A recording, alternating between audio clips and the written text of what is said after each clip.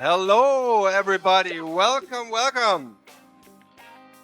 Don't you worry. The bar will be open. I will not interrupt your trying to get a drink. Welcome, everybody, to our today's Science Slam. Welcome to the second day of the Berlin Science Week.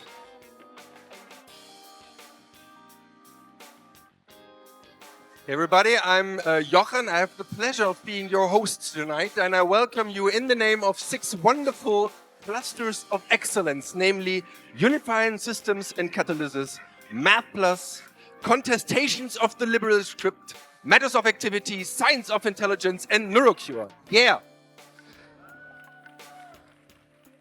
Now everybody is clapping, but I guess nobody is knowing what I'm talking about. So, what does it all mean?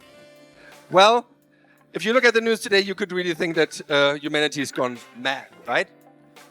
Climate change, crisis here, turmoil, I don't know. Have we forgotten history? Do we really need to burn all the fossils? What is intelligence anyway? Natural intelligence, artificial intelligence? Is mathematics good for anything? We need new energy sources. We need new materials.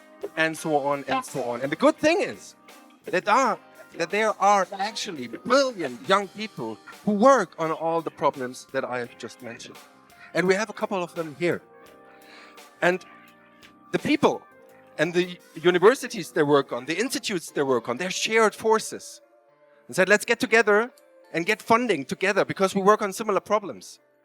And these are the clusters of excellence that I just named. Unifying systems and catalysis is concentrating on catalysis, right? Biology, physics, chemistry, and some other people are working there. Math Plus, obviously, they would do some math, I would say, right? Contestations of a liberal... let's just say scripts. They just do some historical stuff, I would say. We hear more about this in a few minutes. Matters of activity. Some matters, different matters. Well, whatever that means. We will hear more about that also. Science of intelligence. What is intelligence anyway? People can't have that, I'm sure of it. But we will hear of what intelligence is. Unfortunately, only of one slammer tonight. The other got sick. He gave me a call. I could hardly understand him. He was like, I'm not feeling so well. So unfortunately, Benjamin will not be with us tonight. But Emma is here also from the same cluster. And if the brain gets hurt, then we sometimes need a cure, and that's what NeuroCure is focusing on. So really brilliant people, very important topics, and again, they join forces to get funding to deal with these problems. That's the clusters of excellence. But don't worry, we're not here to hear super boring, technical, long lectures. No, we're here at a Science Slam. So that means that these projects, these research projects will be presented in a way that will entertain you and that will stick in your head. Who has ever been to a Science Slam? Who knows what a Science Slam is all about? Please show up. Ah, okay. So that means that a few of you have never been to a Science Slam. So let me enlighten you what a Science Slam is all about. The Science Slam is defined by basically 4 rules. The first is people on stage are only allowed to speak about their own research project. They're not about to talk about something else, right? Second of all, it has to be understandable. It has to be entertaining because you vote the winner of the day. And we have to set a time limit, which is 8 minutes today. And this is very important because if you don't set a time limit, scientists will never stop talking, right? And this is where you come in place. I have this very important Zeitschwein here. Right? And I guess you are able to count to 8, right? This is secure. You never make mistakes when count to 8. Great. And you have a time-taking device with you, maybe a smartphone or something like this. Great. So please, great applause for our volunteer. Your name is? Achim. Please, great applause for Achim.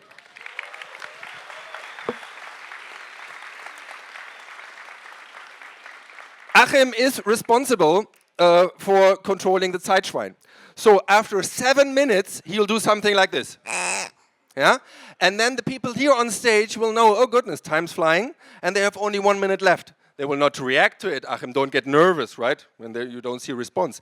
After 8 minutes, you can have fun, right? Then you can do something like this. And that's the signal for me. So here, try, give it a try.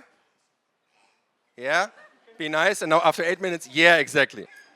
So that's the signal for me. After 8 minutes, when the people still keep on talking after 8 minutes, we're all fed up, we don't want to hear more, we can't cope with all this information, then I will come on stage.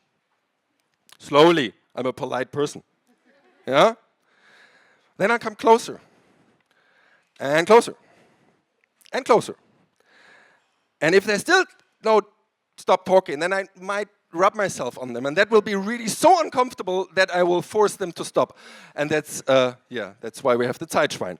Great applause for Achim. Thank you.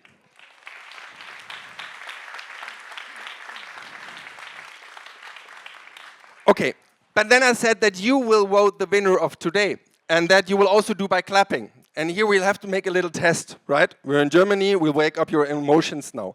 Now let's do a test now. And the people in the front, where you sit in the front to the left here. When I count to 3, we say that it was just good, not more. So I want to hear you say good, right? 1, 2, 3. Okay, that's enough. We will not hear that, but that was? Thank you. A bit better. That's the people from here to the right, the people sitting. I would say, yeah, the talk was a bit better. It was fascinating, let's say. Right? 1, 2, 3. Okay, let's try this again. 1, 2, 3. Right. But we still have room for more, right? The people in the back and the people on the balcony after 3, that was really enlightening, that you call eureka. So please, 1, 2, 3. Eureka. Right, and we can have here a little, wie heißt das? Anyway, good. Let's try this. Exactly, you got the drill. Okay, but this will not be enough afterwards. You can do this during the show or directly after the show to give the people a direct impression of how you felt with it. However, at the very end of the show, when everybody gets on stage, we want to see who's the winner of today, right? And this you will do by clapping. And we have a very complicated system, but you will understand it. It counts from 1 to 10. Achim, is 10 still okay for you? Yeah? Okay, Achim is okay. Okay, so an applause of the stage 1 we will not hear today, but that would be like everybody fell asleep and then you wake up because the people is leaving the stage, right? So how would applause of stage 1 sound here tonight? Yeah, please stop. That's so sad. We will not hear this today, okay? An intermediate good slam would be like stage 5, I'd say. That would really be the bottom of what we will hear today. You understood a bit, there was a bit of content, there was a bit of context also. Maybe you remember that there was a slam, not really much of it, but heck, the person dared to go with this on stage. So how would this intermediate stage 5 applause sound like tonight? Oh, okay. Oh, you're from Potsdam, right? Oh, yeah. Okay. Okay, so that would be the intermediate. Like stage 10 is maximum, okay? Stage 10 is enlightenment. Something explodes in your head, maybe even in your pants. You will never forget that. You will directly after this slam go to the university, enroll in what he or she studied, and will do this for the rest of the night because you heard the best talk of your life. How does a stage 10 applause sound like tonight? Yeah! Exactly. Now keep on doing this when you see the slammers of tonight. Tania, she's from Mexico. She studied biology here at the Humboldt University. She's interested in the mechanisms involved in memory and decision making. She's currently doing she's a PhD student in the David Owald Laboratory for Behavioral and Physiological Neurogenetics at the Institute of Physiology at the Charité. I had to train hard to say that without accident. She's studying how olfactory memories get consolidated in a fruit fly's brain. And her motivation to do this is this wonderful sentence: I am a carbon bipedal life form interested in life itself and its many forms. The title of her talk will be Memories of a Fruit Fly. And my microphone is here.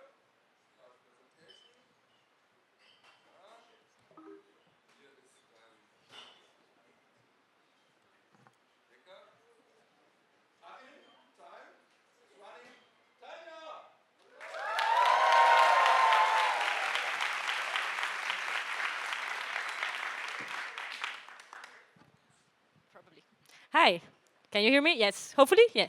Okay, hi, I'm Tania. I am since a very young age interested in the different life forms, as you can see here from my piñata tarantula when I was 6. When I was around that age, I was also just looking around for insects and arachnids that would volunteer to be observed, not only their behavior, but also their morphology.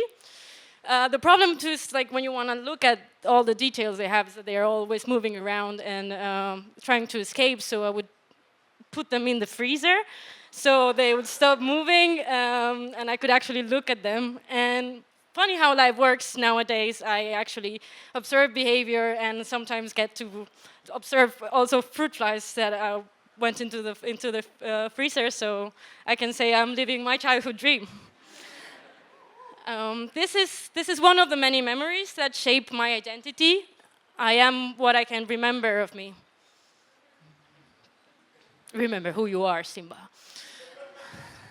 So it's needless to explain why memory is so important, right? But it becomes more obvious when ourselves or someone close to us starts having memory impairments or memory-related disorders. The problem can arise in one of the many, like on the different stages of memory. So first would be like the memory consolidation. So how does an abstract piece of information or an event leaves a trace, a physical trace in the brain, just like this trace is here. The second part would be the ability of keeping those memories, so the storage of that memory, keeping that from fading away. And the last part is the appropriate retrieval, so being able to access that information appropriately. And I am especially interested in the first part, as already Jochen said, the part of how does those traces happen in the first place. And in order to understand that, I am training flies. So I will go to the methodology later. First, I want to talk about why fruit flies. So these little creatures have been very used in research since the beginning of the 1900s in different fields. So especially in genetics, development, but also like in immunology. And research in fruit flies has been pretty fruitful. It has delivered around, well, until now, 6 Nobel Prizes in different aspects. And why is that? That's what I want to explain. So their genetics are very well known, as I already said. And a lot of different genetic tools have been developed that facilitate the targeting specific structures and then identifying what the role of these structures might be. So they are capable of complex behaviors, although they have a tiny brain of around 135,000 neurons. Just as a reference, humans have around 8.5 billion. So this reduced number really gives us a fighting chance into trying to understand what is happening between networks. So important to talk about the genetic part. Around 60% of the fly genes can also be found in humans. Here is an idea of how it would look like if we would share more of those genes by Cronenberg movie, the movie The Fly. It's referred to a fruit fly, but to a house fly, not to a fruit fly, but you get the point. Not only the 60% is important to take into consideration, but 75% of known human disease genes have a recognizable match in fruit flies. This is a really amazing opportunity to research or to understand the mechanisms of these conditions. So then we have memory, we have flies. How do you study memory in a fruit fly? And for that, I'm going to introduce you to Flyan, which is one of our many participants in this behavioral assays or experiments, and I'm going to walk you through a very simple concept of conditioning or association. So first, we have Flyan smell an odor that he has never experienced before, and this seems rather irrelevant. Nothing else happens. Then Flyan is presented with a second odor, this time with accompanied by a sugar reward. So this just got interesting. Then we ask Flyan to go for a walk, depending on what we want to investigate. So like 2 hours, 3 hours, depending on the type of memory, right? So midterm memory would be around 3 hours. Of course, we have to do the adjustments in fly time. And after waiting, we give the option to Flyan of the two others, and what do you prefer? We ask him, Flyan chooses correctly, and he most probably preferred the other that was previously presented with the sugar.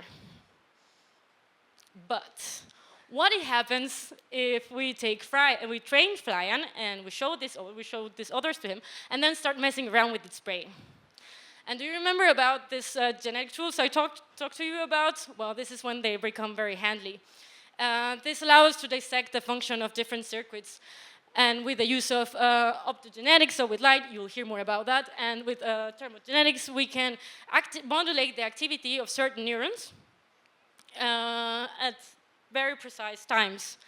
So this allows us to find out the individual and collective role of different neurons in a circuit and for a determined process. So in this case, memory.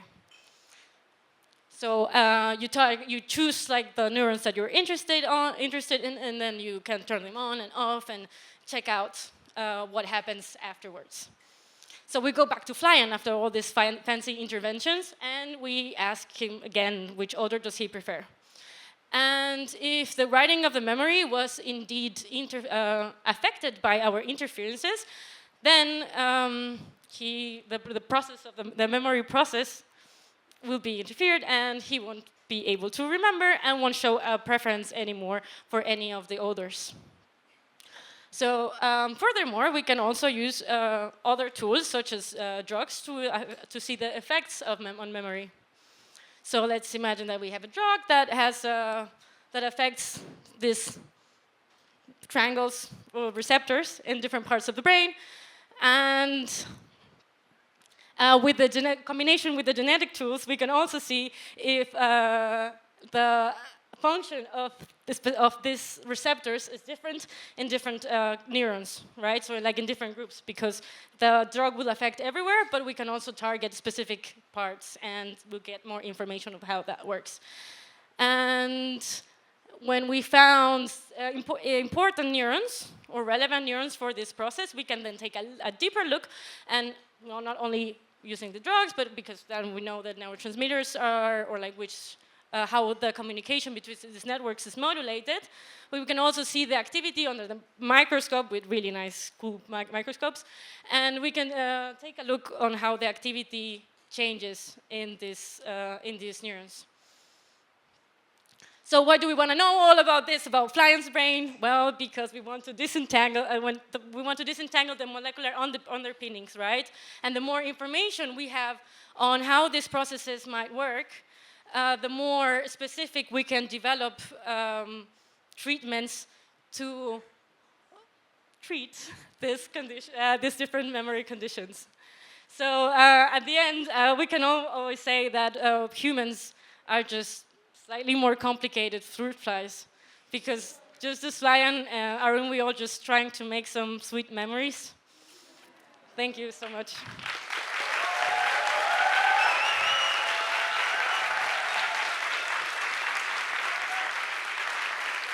Now prepare for the next speaker of tonight.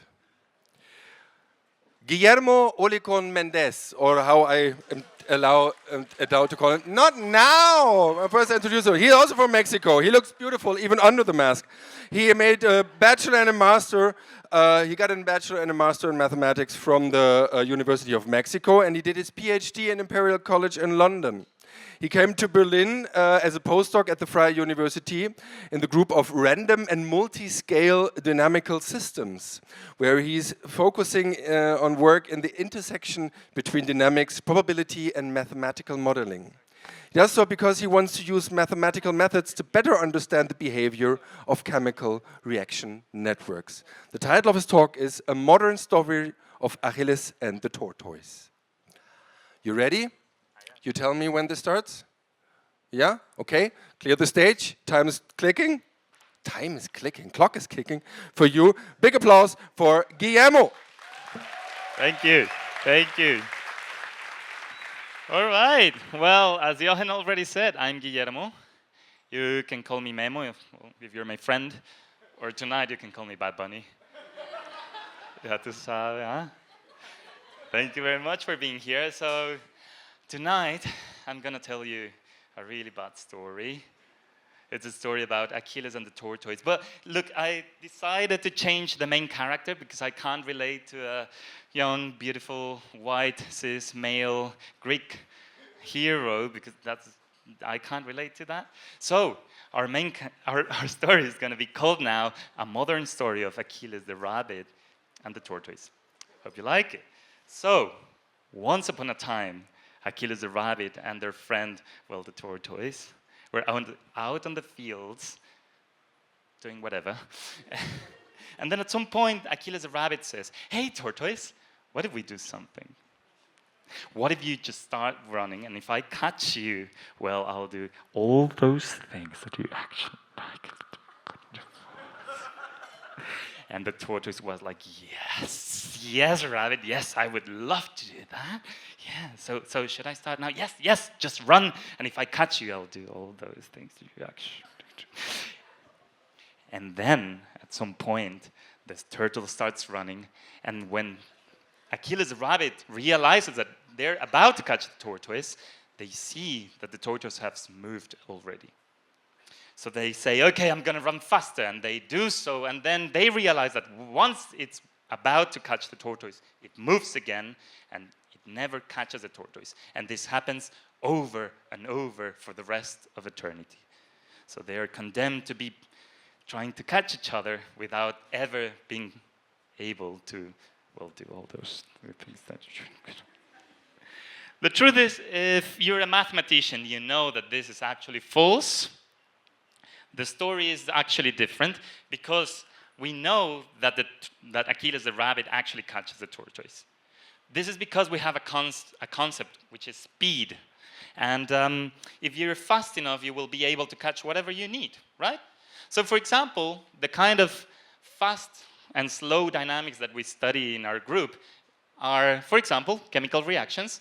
And you can see that it's a reaction that is red, and it's very slow, and then quickly goes into a slow color, right? So you can think of this as if we're measuring tortoise and rabbits in chemicals, right? So for example, we have a tortoise face where it's very slow, and it's just red, and then very quickly we become a rabbit, and then we become blue.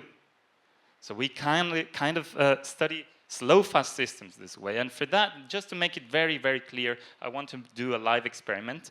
So I'm going to need, for my next trick, I'm just going to pull a couple of rabbits out of my hat. So you, please, can you come here to the front? And can you please come to the front as well? An applause, please, for these people. I'm going to tell you very quickly the rules. It's just going to be a race. One of you is going to be on one side. What? It's just a race. Huh? And the other one is going to be on the other side, okay? So the thing is, I'm going to have my hands up, and as soon as I put them down, you have to run to the other side. Actually, no, you're going to be rabbits, right? So you're going to start hopping to the other side of the stage, okay? And the first one to reach the other side of the stage wins. So please grab your positions. And actually, now that you're moving there, what I didn't tell you is that you're going to be blindfolded. Right? And yeah, so you actually don't know when I'm putting my hands down. Okay, and just to make it very, very interesting, let's make some noise. Make some noise. Wow. Just go wild. Just scream, shout, whatever you want. This is your only chance tonight. Actually, not, but okay. You're going to be distracted by noise as well. So that's going to make it more interesting, isn't it? Okay. So please make some noise. Helgen, come on. Rabbits, when you think I've put my hands down, just take the cloth off and hop to the other side whenever you think it's ready. Is it time already? Have I given the signal? When is it time, huh? Is it now? What does Helgen say? What does Helgen say? Yes,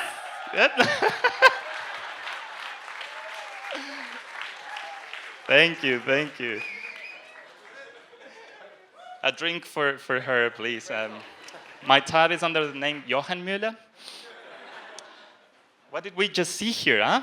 So this is the kind of things we study in mathematics. So this is a slow, fast system. A slow and a fast system under the influence of noise, okay? Literally, we don't do anything else, at least in our group. This is the thing. We have the perfect ingredients for creating chaos. So we need a slow dynamics, a fast dynamics, and something that is perturbing. And these three ingredients create instability. So it was completely impossible to predict, well, a little bit predictable actually, but it was completely impossible to predict who was going to win, who was going to take the mask off and then start running, or hopping in this case, right?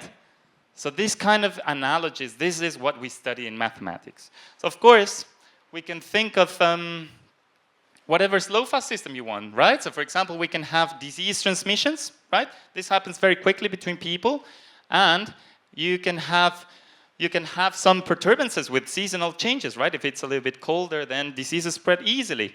Or you can have nutrition habits, which is something that you do every day, and then the growth of crops, which is essentially a yearly process, so it's a little bit slower, right? Or you can have communication between individuals, but this happens in a daily basis, while the migration routes happen every year. Or you can have the dynamics in your brain, right? But the sleep patterns happen only every day, once. Well, a little bit more for some people, right? The consumption habits, it's something we do every day, and still the fashion trends, they can take years to develop. Or even something to more, related to our days, war battles are things that happen every single week.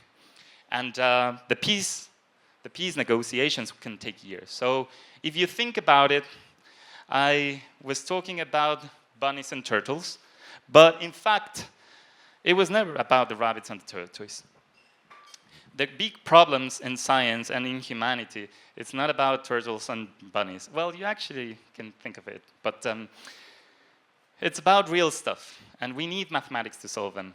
And the thing is, we have the tools to start understanding them. So if you really have a problem in your life, and as in like really meaningful for humanity, just call your local mathematician. They'll be happy to help you. Thank you.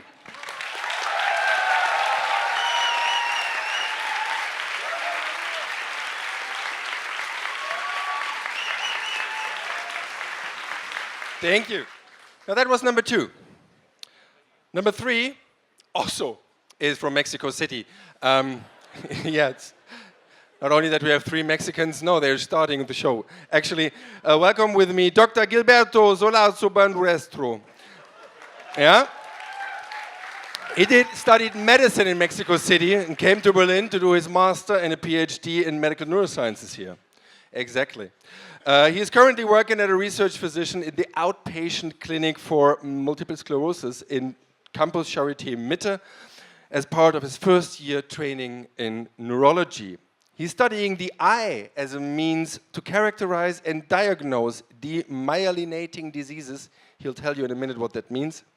And he's doing that because he wants to improve the situation for patients with neurological diseases. The title of his talk is The Eye as a Window into the Brain. Please welcome, oh no, it's already here, Gilberto.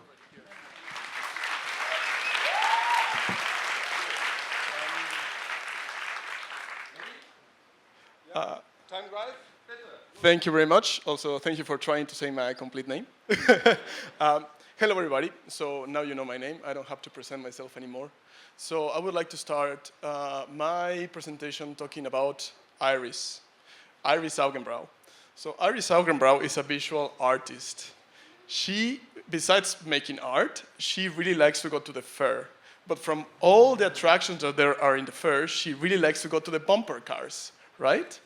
You know, they're really colorful. So this last week, as every last week of October, she was there. She made a line, waited to get into the bumper cars. She was really, really excited. Bumper cars is where she can let herself go.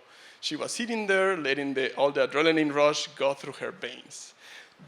So she was waiting there, waiting for the light to go off, to get green, but then something happened. Suddenly, all the bumper cars beside her started to dash and collide against each other, but something's wrong. Like, the light actually didn't went green. It was getting like pale and dull. Something happened. Was she hallucinating? We don't really know. Suddenly, a sharp pain started to appear behind her eye. She couldn't see, and the colors were dull again.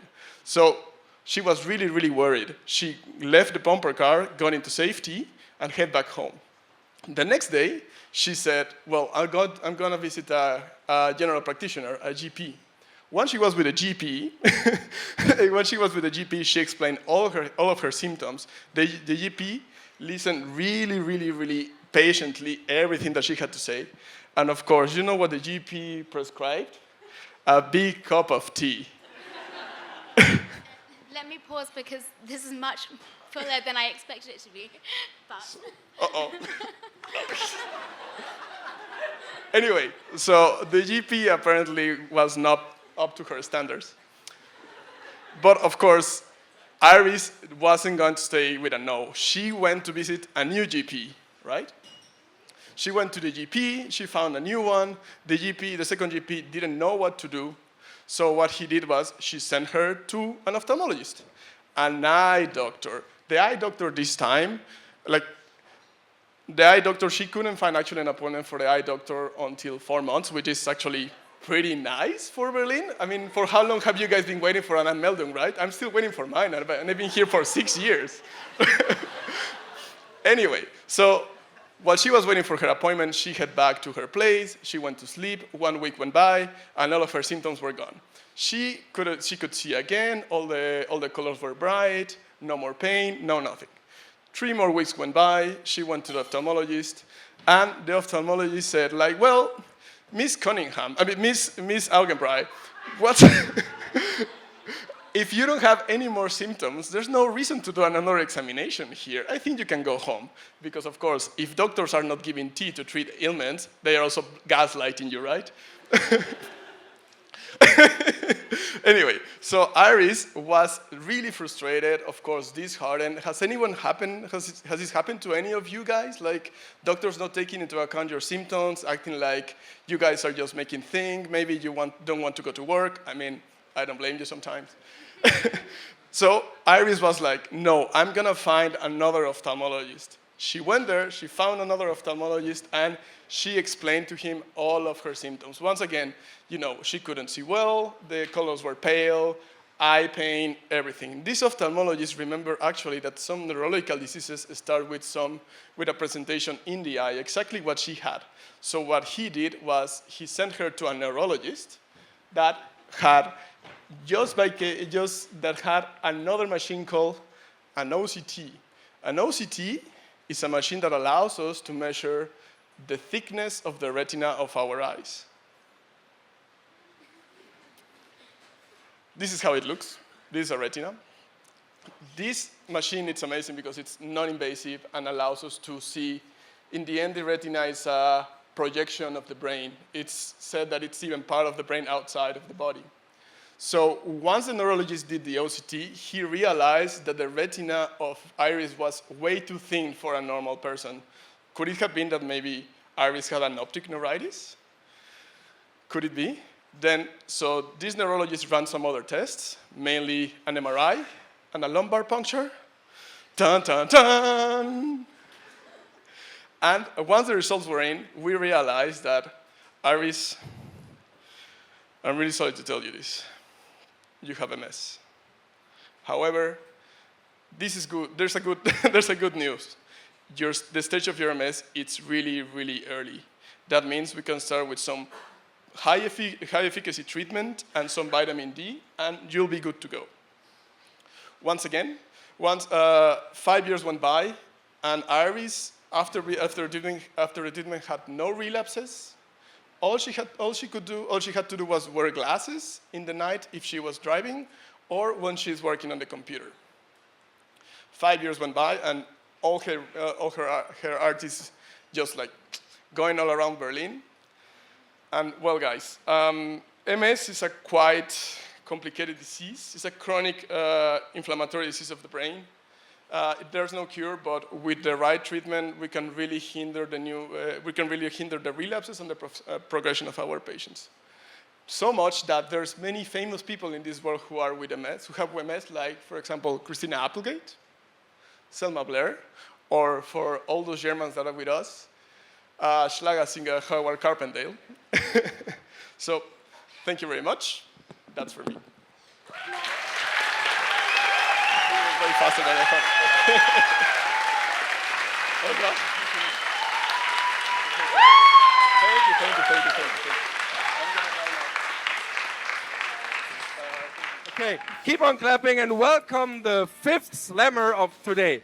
She's from South Tyrol in Italy. Her name is Emma, and I'm not allowed to say more. With a warm applause, Emma Sicher.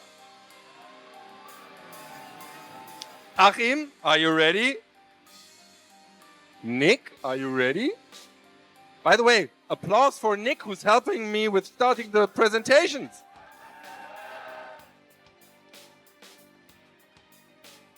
Stage is yours. Big applause for Emma.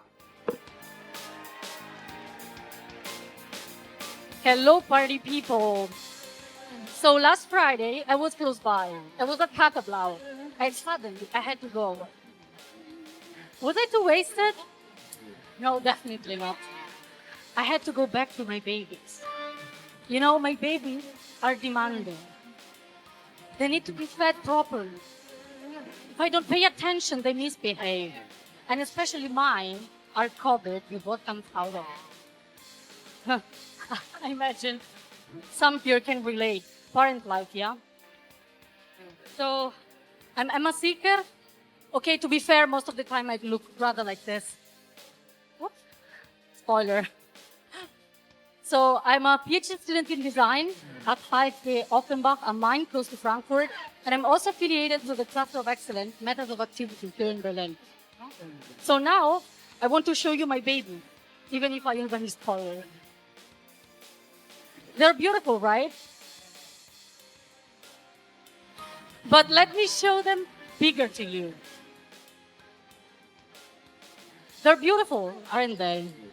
Okay, now, some of you would wonder, what the hell is going on here? A designer working with microbes? Huh? So I will take the next few minutes to tell you why. So I work with yeasts. Whoop. Hello.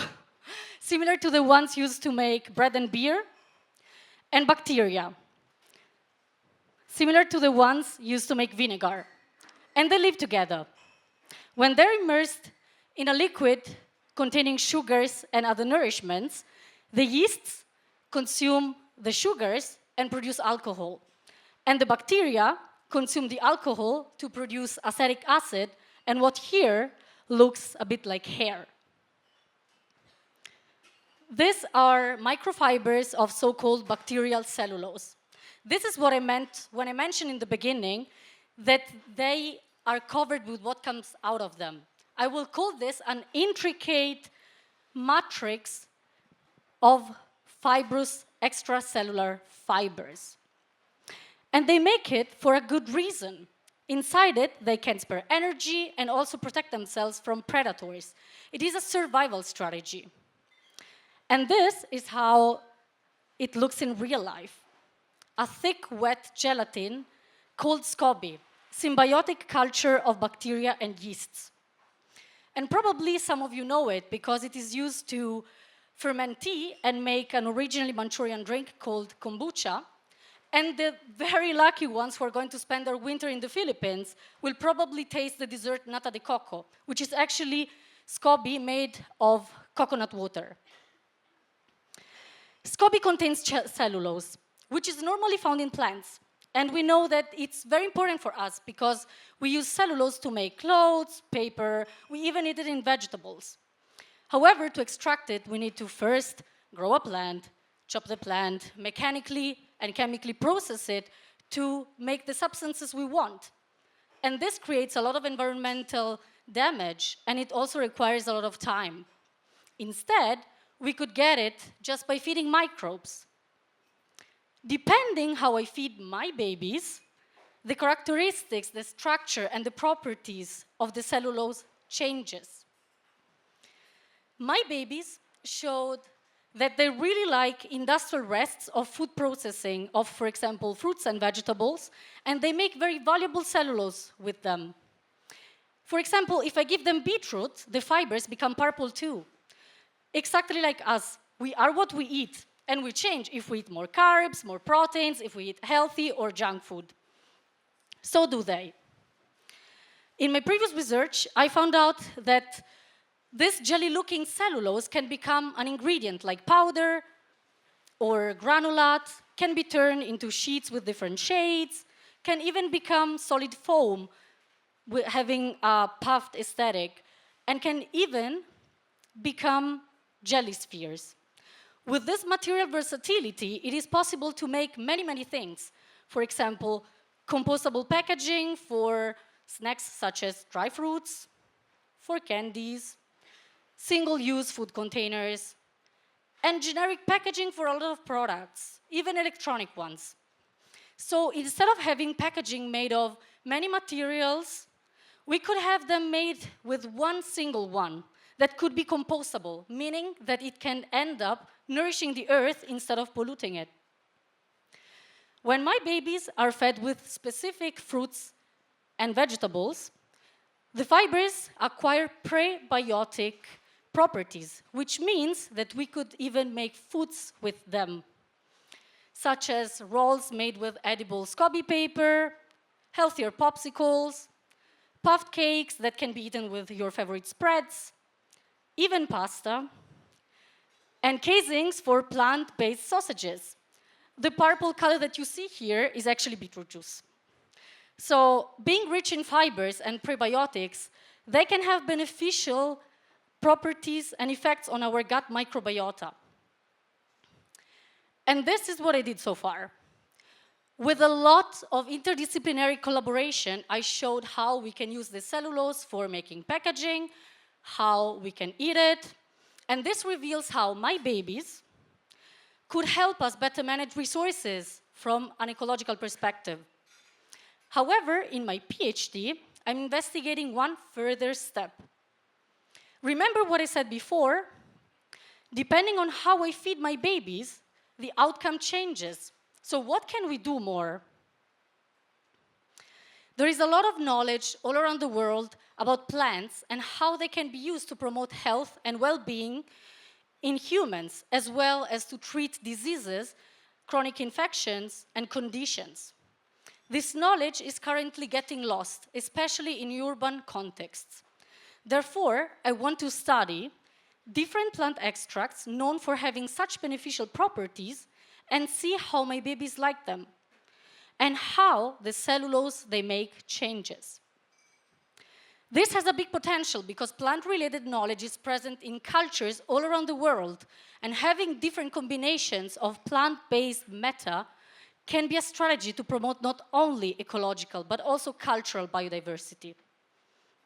And to investigate that, I'm working in the Henge Microbiology Lab, where they hold an expertise about how plants can affect the cellulose production in bacteria. So first, I collected different scobies with different groups of babies around Berlin. I made experiments to see with which babies I am working, and I selected the most productive and Brazilian group. Now, I'm feeding my babies with different liquids, trying to see how the cellulose grows. And the next step is applications. And you can imagine anything from cosmetics, foods, and biomaterials. And this is why, as a designer, I work in a lab to create new cooperations between humans, plants, and microbes, and to bring discoveries from the lab to society and ecosystems. But now I have to apologize, but I have to go back to my babies. Thank you.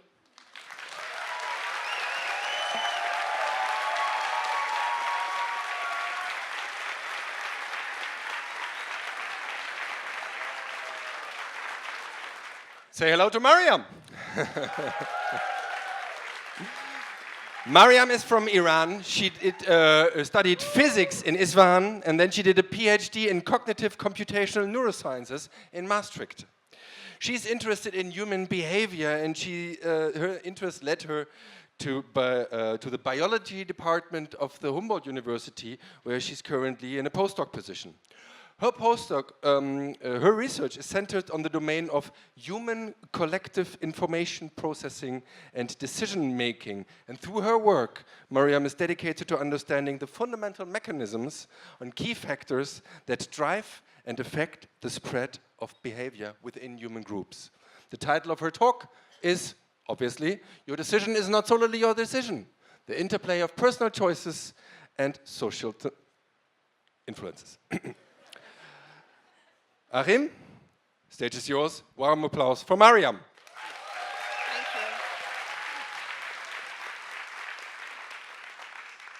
you. Thanks, everyone. Hello, good evening. My name is Mariam. I'm postdoctoral researcher on human collective behavior or collective information processing, whatever. Tonight, I want to show you that your decision is not solely your decision.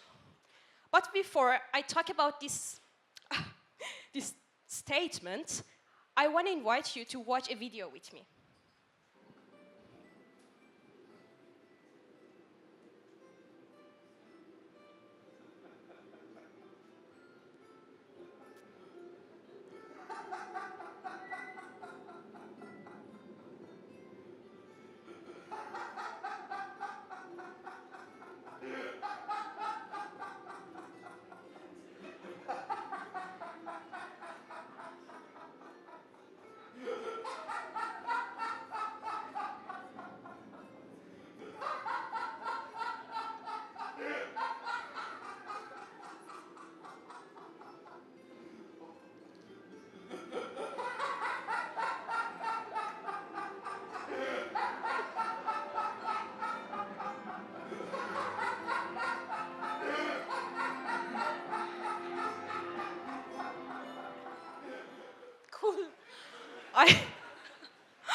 I see smile and later laughter was spreading among you as well. You may think about a variety of reasons causing the spread of laughter here or in this metro. But the main reason is actually behavioral contagion. As a matter of fact, behavior spreads like infection. And we call the spread of behavior as behavioral contagion. This phenomenon is an interesting topic for many disciplines like social science, political science, marketing, or even your everyday life. Now watch this video. Behavioral contagion also exists in swarms of social animals. Just see how some animals make beautiful waves by just following each other. They follow their nearest neighbors, those they can see, those they can interact with. And they may even don't understand what is going on. This behavior can have survival purposes. For example, in response to the attack of a predator.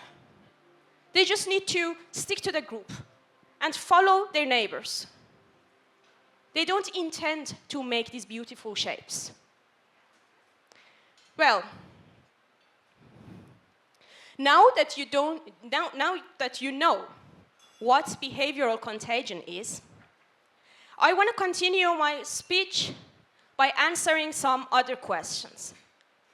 Why at all behavior is contagious? Then, how do we study behavioral contagion?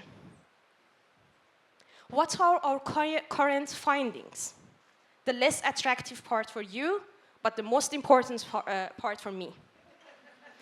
And finally, why do we study behavioral contagion? What is important about these studies? Okay, now let's focus on human again. If it was possible, or maybe it is possible, to follow the trajectories of human behavior or decisions, They could have formed beautiful shapes like what you observed in the video of animal swarms. Who knows? Here the question is, why behavior is contagious? Actually, we copy each other's behavior for two reasons. One is called automatic imitation, like yawning or laughing. You observed it a few minutes ago. This happens unintentionally. However, sometimes spread of behavior or copying others' behavior can be intentional, like this.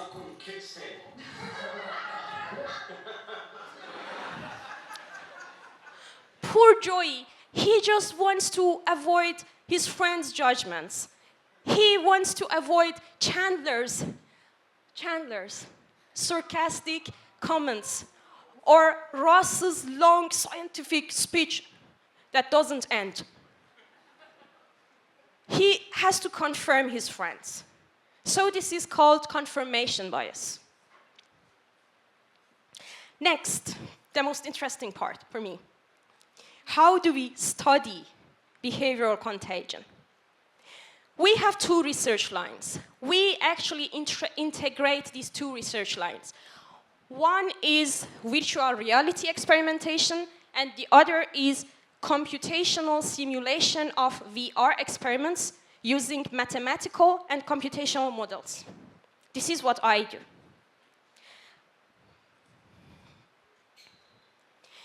Now have a look at our VR experiment. In this experiment, actually this is the visual field, this is the VR environment that our participant is exposed to. What our participant has to do? He or she has to decide whether the number of green pixels is dominant or orange ones. These virtual agents have to perform the same task, but note, they're not always correct. Sometimes they make mistake. And by these experiments, we want to determine to what extent the behavior of these agents affect the behavior of our participant. Actually, I mean the decision of the participants.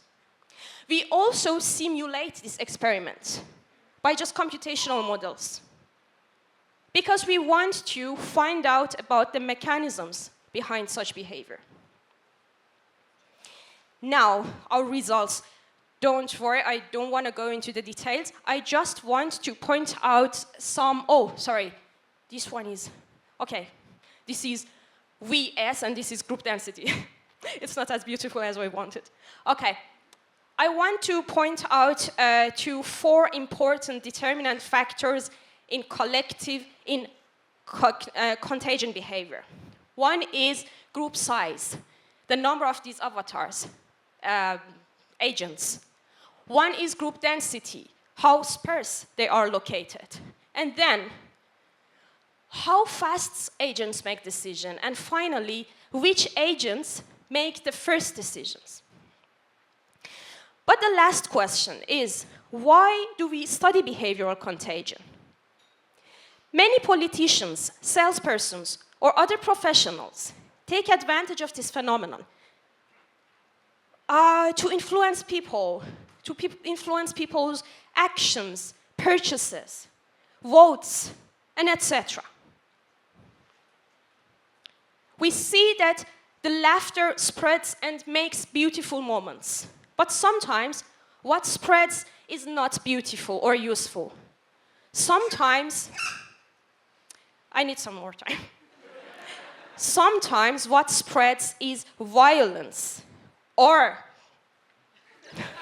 rule breaking. Oh, this one. What should government and police do about this? They can have strategies.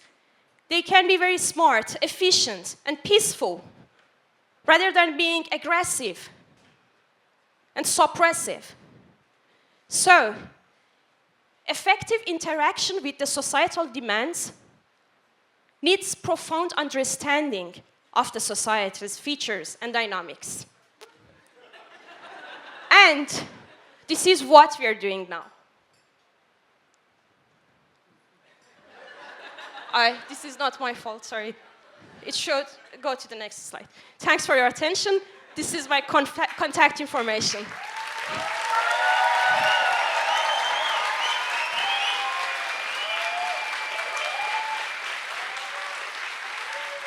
Now the last slammer of tonight is from India. Dr. Ramprasad Misra is from Kolkata. He has a master in chemistry and did his PhD in physical chemistry and biophysics. He likes communicating science, and he does so during his position as a research associate in the group of Peter Hegemann at the Humboldt University, where his focus is trying to understand the structure and function of enzymerhodopsin, a class of proteins that has potential for use in optogenetics, a technique that allows to manipulate cellular functions by light. His title is, the title of his talk is When Light Enlightens Life. Please, with a warm applause, Ramprasad Misra.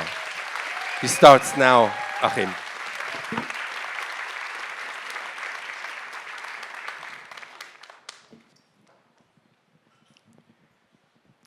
Good evening, everybody.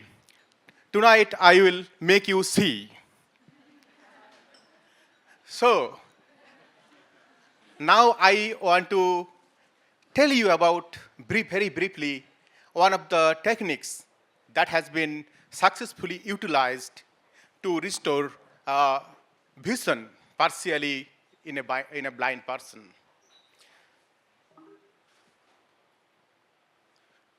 So many of you have probably remember this news couple of years back that scientists use one technique called optogenetics to restore vision of a blind man, and now he can distinguish the pattern, although he cannot see fully. So I think this was a major breakthrough in the field that we are working now, and there are lots of other news outlets which actually mention this news, including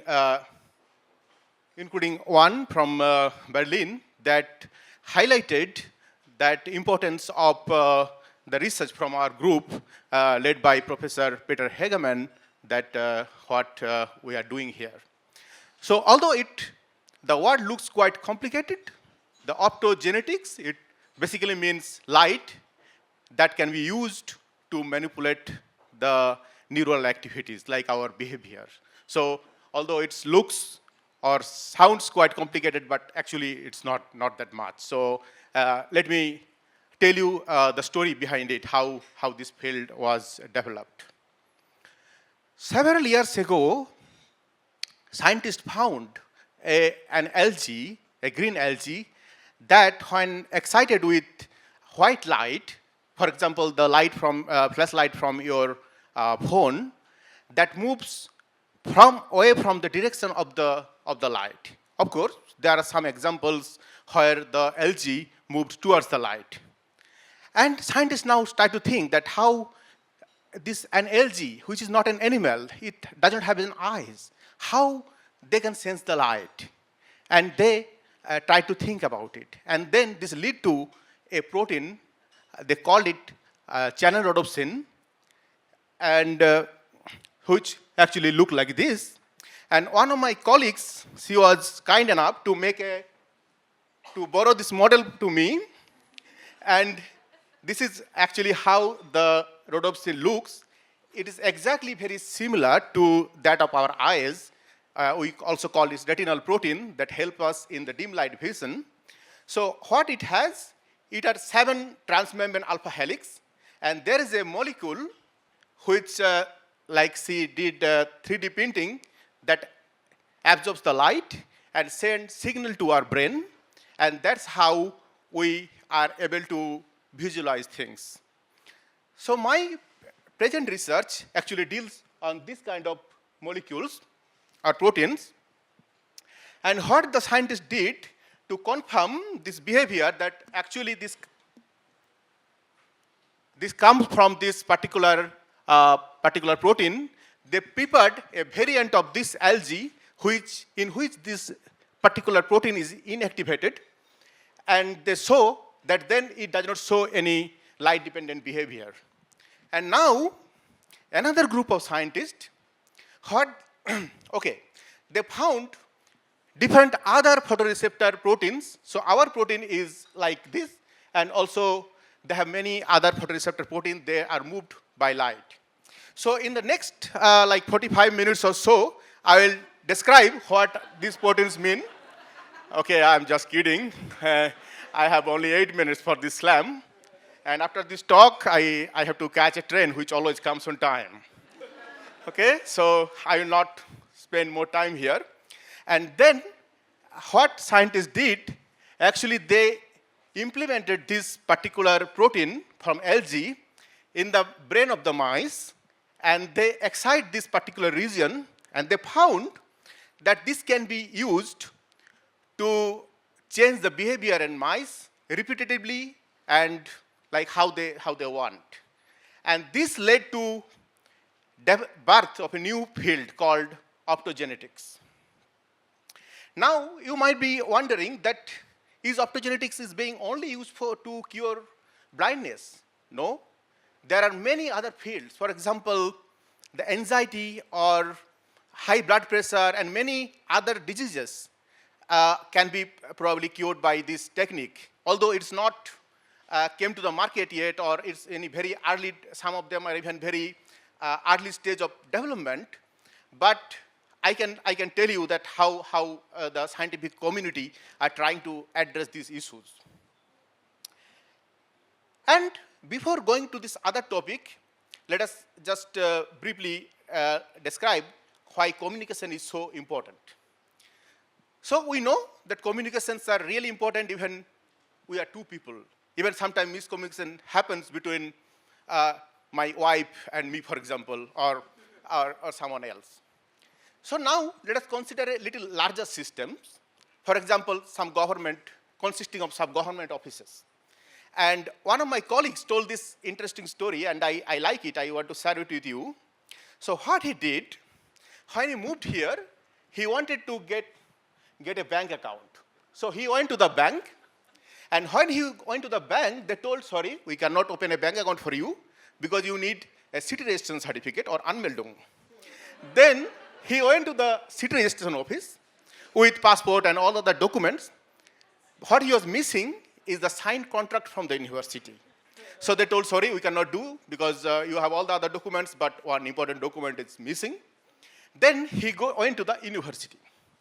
And the university people are kind enough. They told, okay, we already have sent the contract to your home address by post, and which he never received. And after couple of weeks, or even like little later, it was realized that due to mistyping of the postal code, the letter went to somewhere else, which could never be traced. So you see, when we have like these 4 or 5 systems, how this works.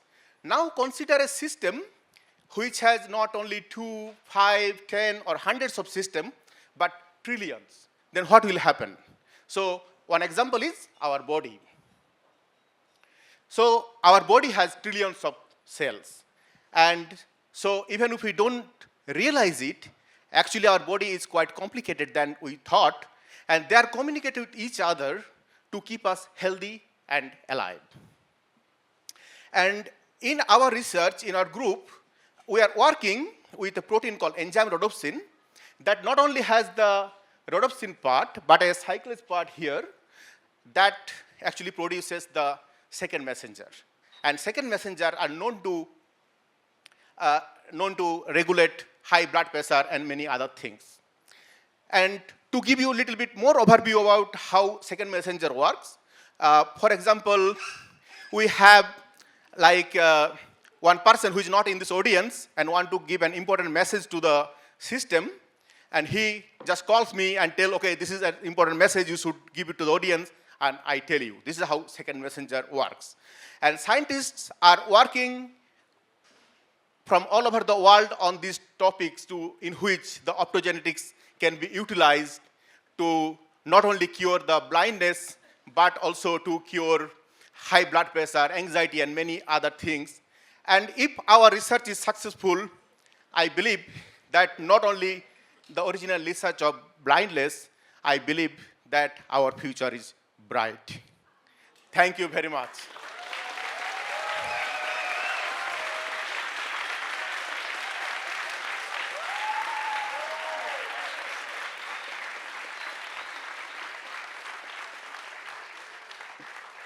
Now, please, let's see all the slammers of tonight. Please, with a warm applause, welcome Mariam and Emma, Tobias and Johannes, Gilberto, Memo and Tania here on stage. And give a warm applause to Achim for controlling the Zeitschwein.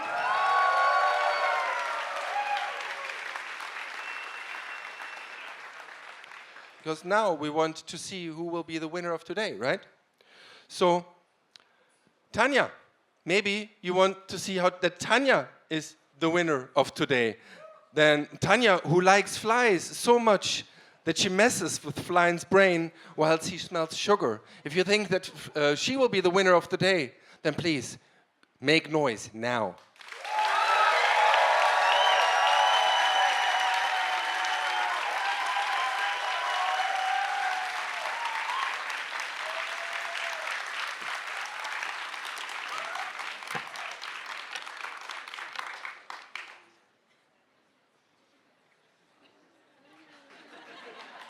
Thank you. Or maybe you also think that Memo, who's a bad bunny, and who tells the story of slow and fast bunny systems and perturbing chaos doing whatever. Maybe you think that he should be the winner of today. Then please give noise now. Do noise.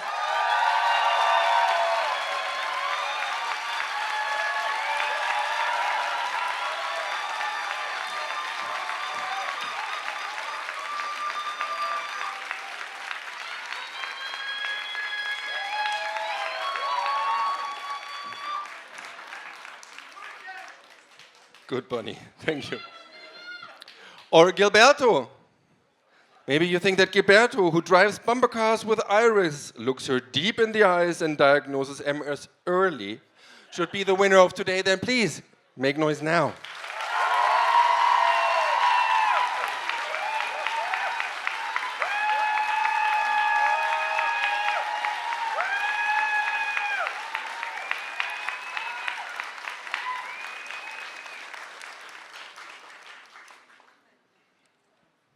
Or Emma, who cares for her babies to produce cellulose packaging or edibles with multiple benefits, should be the winner of today. Then please, make a noise now.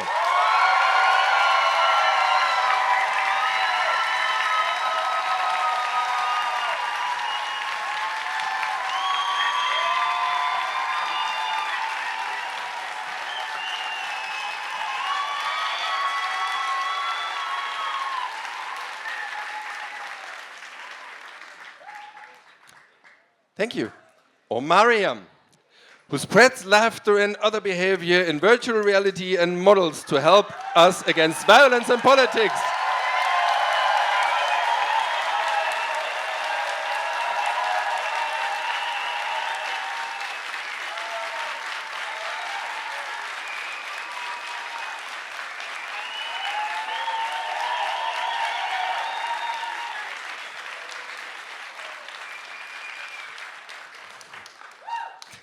Thank you.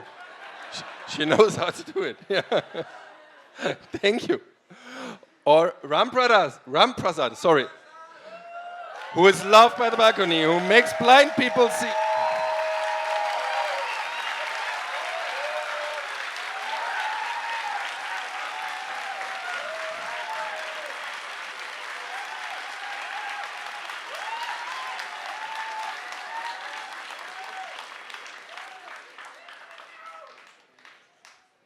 Thank you. We make use of a very, very complicated algorithm that is computing now, but cannot reach a final decision, because I think we have to make a Stichwahl here. Yeah, our very complicated, totally fair, algorithm couldn't really decide if Emma or Mariam are the winner of today. Now, we do it the following way.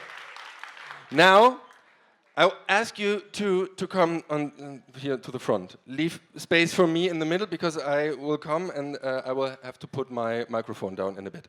So we'll do that like that. I will stand there in the middle. And now it's not about time because I set the time. I need your hands. I'll get here in the end, right? And when I raise one hand, you make as much noise as you can for as long as I have raised my arm for only that person. Maybe you decide if you make noise for only the one person or the other and give all you can. And it's only about intensity. And afterwards, our very complicated algorithm will most surely come up with a decision. Okay?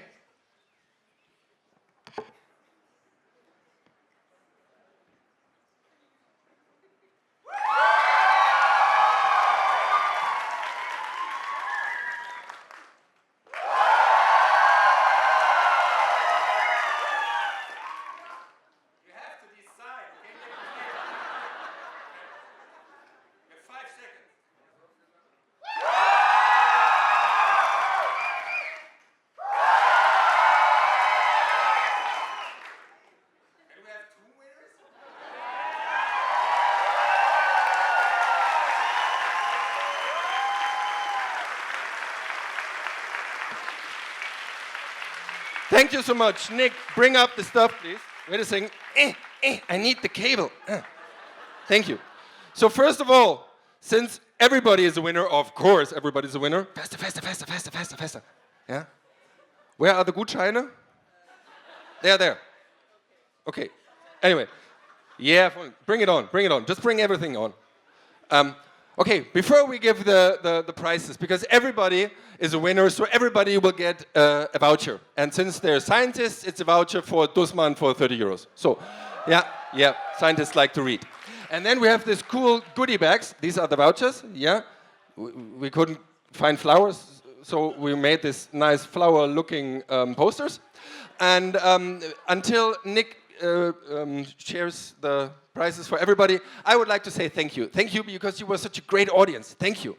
Thank you, Achim, for doing the Zeitschwein. Thanks for Nick for helping with the techniques. Thanks for the guys from the Holzmarkt-Sälchen. Please give a big applause for sound and light. Thanks for Unisyska, thanks for Math Plus, thanks for Scripts, thanks for Matters of Activity, Science of Intelligence, and NeuroCure, for all the people who organized this event. And, well, these are the winners for today. And my name is Jochen Müller, and I would like to see you again. We have so many things during the Berlin Science Week. We see each other, of course, again at the 7th of November in the Villa Neukölln, where we will only concentrate on neuroscience in a show called Berlin Brains. But please, also until then, every day, you have seen the programs here. Read them carefully. We will ask you afterwards. Yeah? There will be a test if you really get everything. There will be a ton of cool events every day, so clear the stage for science. These were the Slammers of today. They love you, you love them. Bye, have a good night.